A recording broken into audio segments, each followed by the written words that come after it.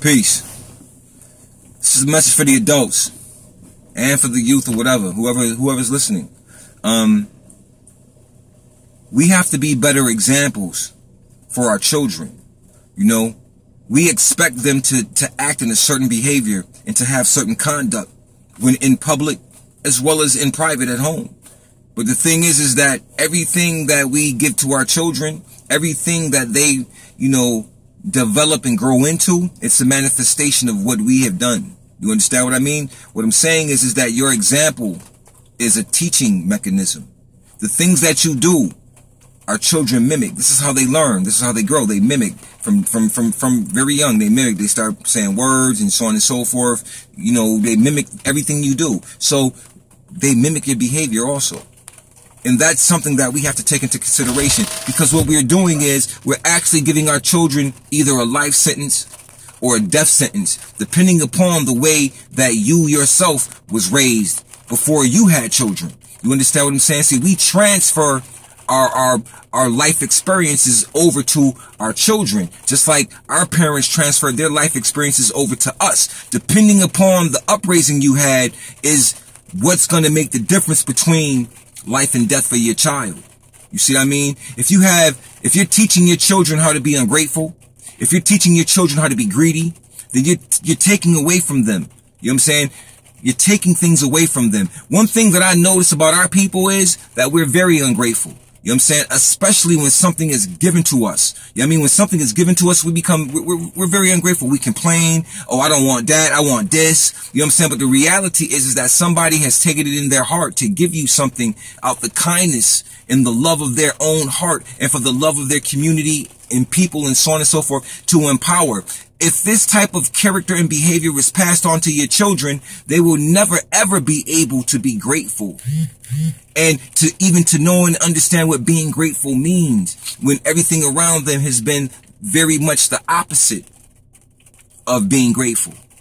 See, being grateful is a way to increase your abundance in a sense, because whatever opened the gate for you to gain something for free, you should be grateful for it. You should give thanks for that particular gift that was given to you. You should be grateful, because when you say thank you, you are opening up other doors for more abundance to come to you. You understand? But we have to understand and raise our children in such a way to teach them these character references that you are what you believe and you are what you know and you become what you believe. See? So you must not believe, but you must know. And this is the difference between success and failure, is the way we give and teach our children. If we teach them to be greedy, that means that they will never learn how to cooperate and share with other people. You know what I'm saying? They will never learn how to be a team player under conditions and circumstances, because they're learning how to be greedy. And greedy means I want it all for myself. It has no intelling of sharing or anything of that nature, man. So we have to understand that what we do with our own behavior is always being examined and being watched by our children. We have to be the best examples, because they pick up our action. If you are one who is constantly fighting, arguing, gossiping, and slandering, you cannot get upset when your child is reflecting the same behavior, because they got it from you. You understand what I'm saying? We have to be careful what we do. Your children may be in another room somewhere and you think, oh, they don't hear what I'm saying. They're not listening, not paying attention. They are paying attention, just not in a way in which you understand, because words and sounds travel. And children may be playing, but their ears is still open. Subconsciously, they're gaining messages and information. You see what I mean? So you have to be careful, because certain words relate to certain actions. This is what your children are learning, and this is what you're passing on to them. So we have to do better. When we become the great example, the better example, our children do better. You understand? When we are able to communicate with each other properly, our children will do the same thing. See, we're transferring lessons through our own character and conduct. See, your conduct should always be checked by you at all times. You should always be checking what you're doing and how you're doing it. You understand? Because somebody is watching. Somebody is watching.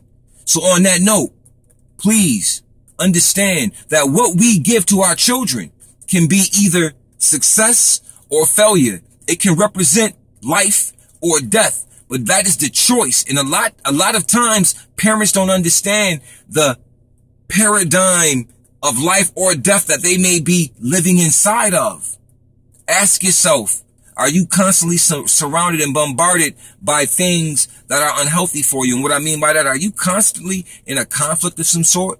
Are you constantly, you know what I'm saying, going through gossip or involved in gossip of some sort? Is there someone or something around you that's constantly keeping gossip going on, or you're hearing about it, or so on and so forth? If so, you may want to change your surroundings. Because, see, you have to check the individual who brings information to you.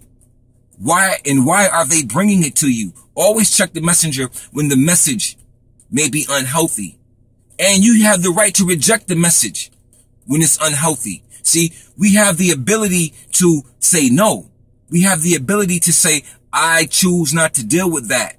And see, and when you make wise decisions, your children will make wise decisions. Because when you make a wise decision, then you share why that decision was made and the purpose why you made it. You understand the purpose behind it, the outcome of why you made that decision will lead to such and such and not to such and such. So you're distinguishing the science, you know what I'm saying, of judgment, the science of making a good decision. That's something that's taught.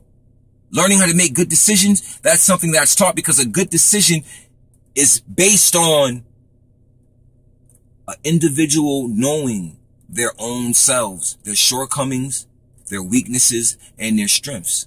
If we don't know those things, then we are apt to become victim to our own thinking. The book of Proverbs says, lean not towards your own understanding, because there's a fall in your own understanding.